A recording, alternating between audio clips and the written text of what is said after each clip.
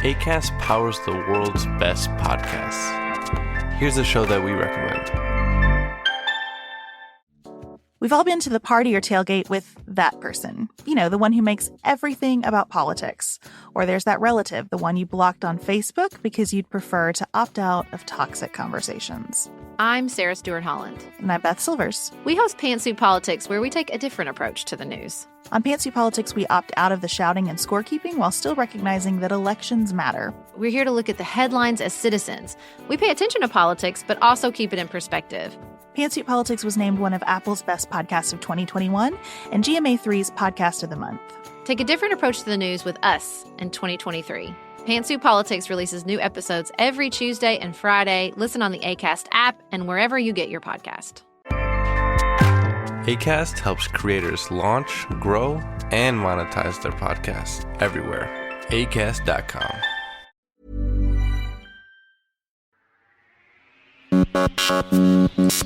Relevant podcast, anytime, anywhere. Been sitting on the fence now, so alone all the time, and I lock myself away. Listen to me, I'm not.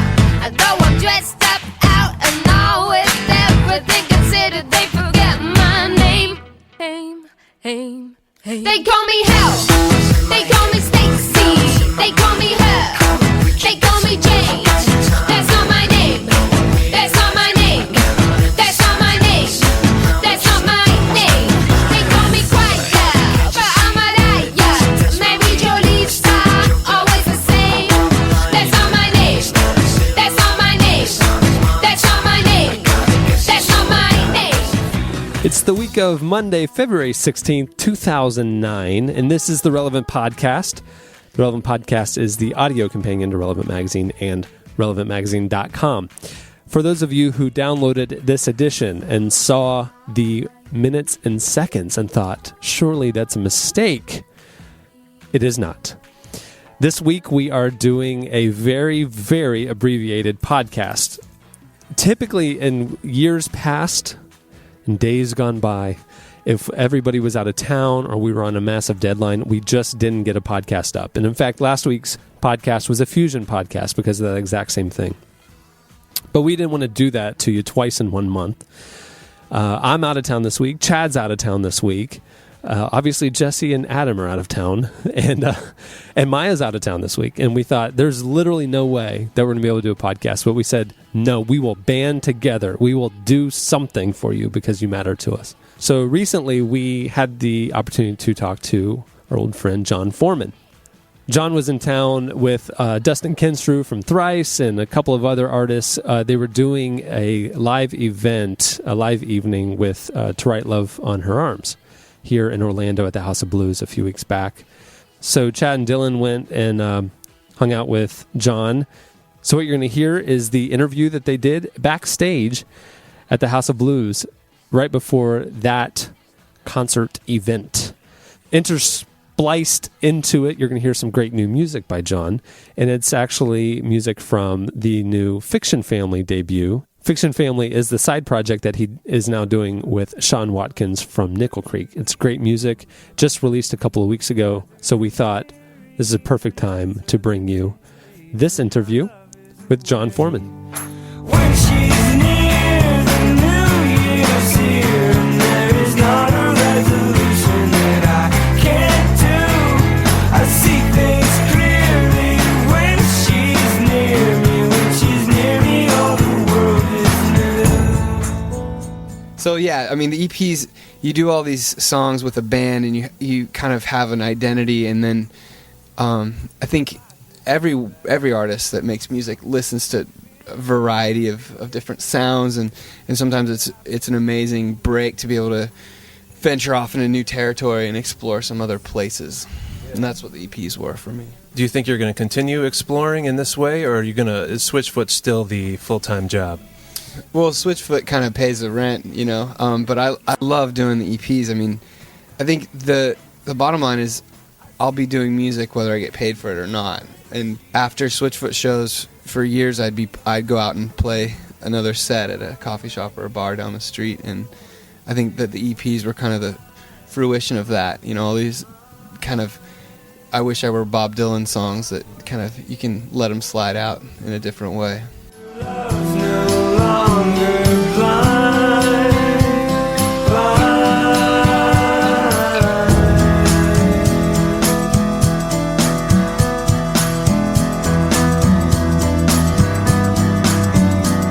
When she's near, when she's near, when she's near, when she's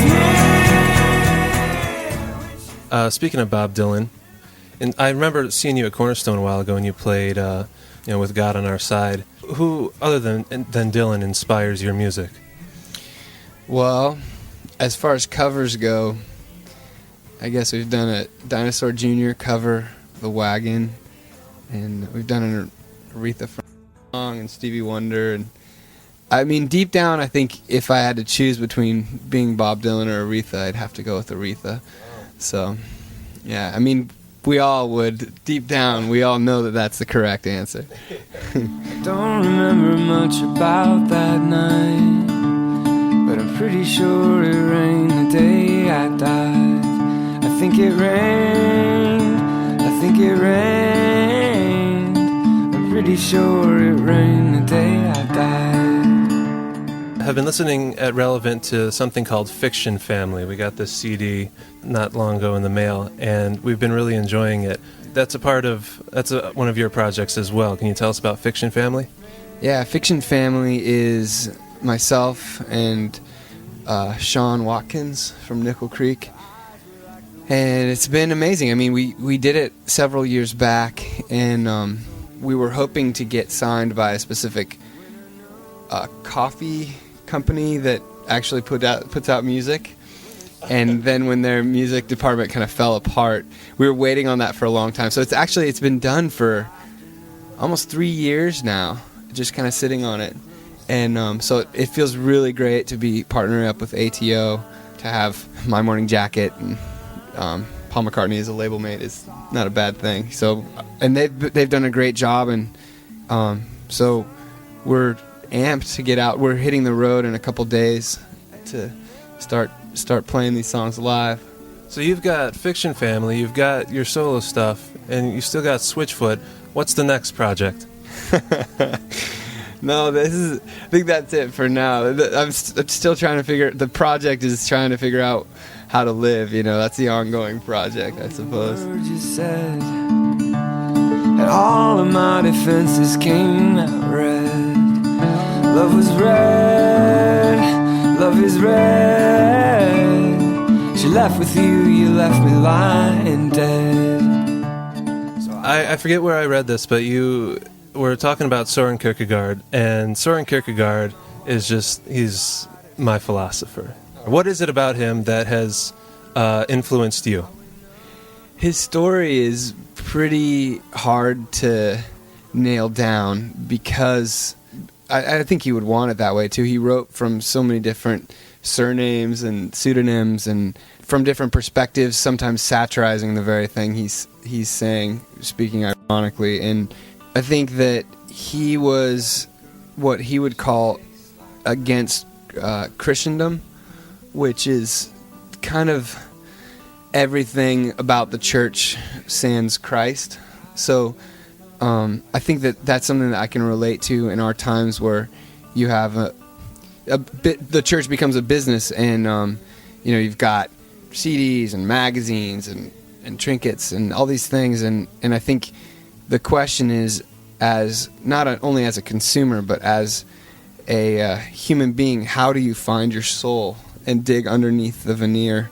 And that was one of the things that attracted me to him, was that I felt like there's a commonality between his time and ours, and that. And then also the ever-present now, the pressing needs of the moment that we have right now that will never transpire again. And he was very, very specific about what an incredible honor it is to be in this moment, and the fear and trembling that you face of standing up on top of the cliff that is now. There's war in my blood, love ain't the tune in my lungs.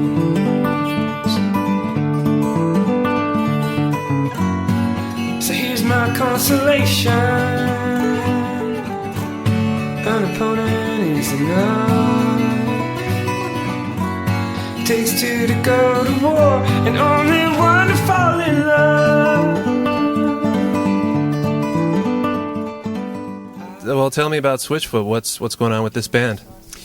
We are making a record. We've worked with some incredible people so far. We basically we wanted to kind of start with a clean slate. The last few records have felt a little compromised by, with Sony, there were certain elements that you're continually they fired people so quickly that it was hard to develop any sort of traction, and so we fired ourselves and got off the label, because I think music is very sensitive to the place that it's coming from, and we wanted to create an environment where we were going to be with the same people for a long time, and trust is established. And so we built our own studio, and we just been kind of honing in on people we love to work with, and nothing against Sony, but just that continual conveyor belt can be a little bit tiring. So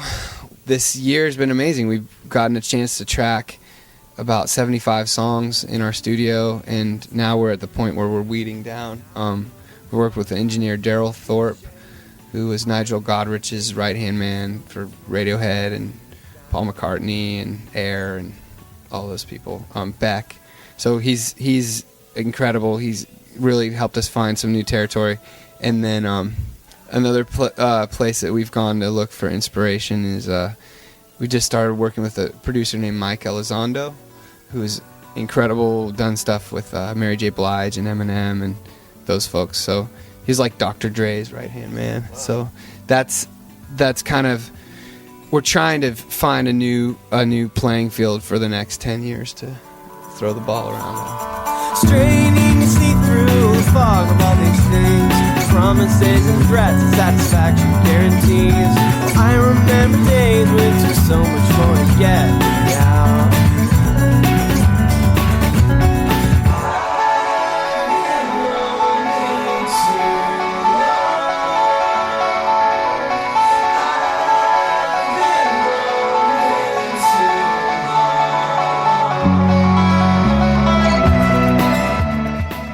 Jon Foreman's most recent release is Fiction Family, and the album is available nationwide now. You can also go to relevantmagazine.com and check out the whole album in its entirety at The Drop.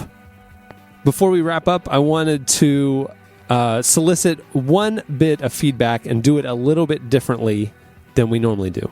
When we record a full podcast next week, we will do your feedback that you sent in about Jesse's Wikipedia page. But in the meantime, I would love to get some conversation going. This Sunday is the Oscars, and no doubt many of you have opinions about the Oscars and the movies and films that are nominated for the awards.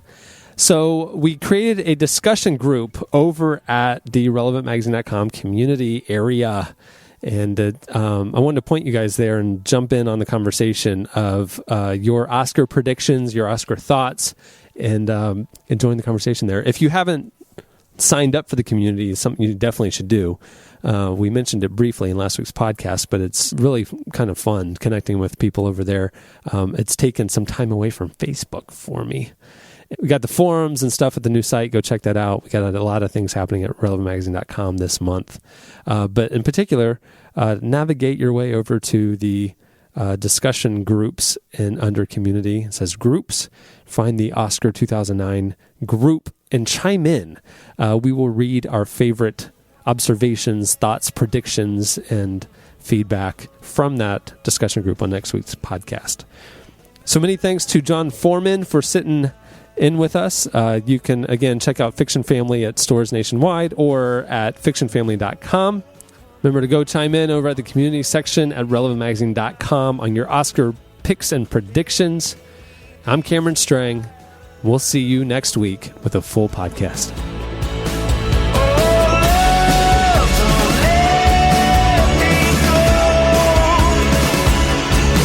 Won't you take me where the street lights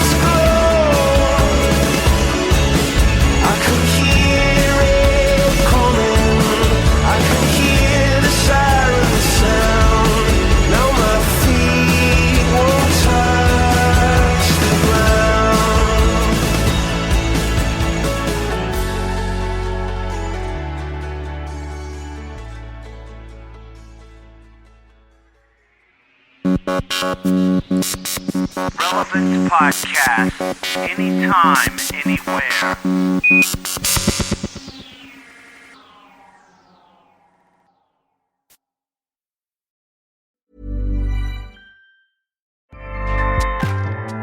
Acast powers the world's best podcasts.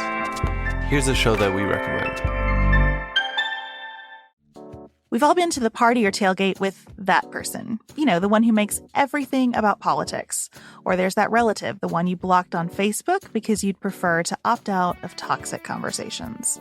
I'm Sarah Stewart Holland. And I'm Beth Silvers. We host Pantsuit Politics, where we take a different approach to the news. On Pantsuit Politics, we opt out of the shouting and scorekeeping while still recognizing that elections matter. We're here to look at the headlines as citizens. We pay attention to politics, but also keep it in perspective. Pantsuit Politics was named one of Apple's best podcasts of 2021 and GMA3's podcast of the month. Take a different approach to the news with us in 2023. Pantsuit Politics releases new episodes every Tuesday and Friday. Listen on the Acast app and wherever you get your podcast. Acast helps creators launch, grow, and monetize their podcasts everywhere. Acast.com. Trading at Schwab is now powered by Ameritrade, bringing you an expanding library of education with even more ways to sharpen your trading skills. Access new online courses, insightful webcasts, articles, engaging videos, and more, all curated just for traders. Plus, guided learning paths with content designed to fit your unique interests. No sifting to find exactly what you need, so you can spend your time learning to trade brilliantly. Learn more at schwab.com/trading.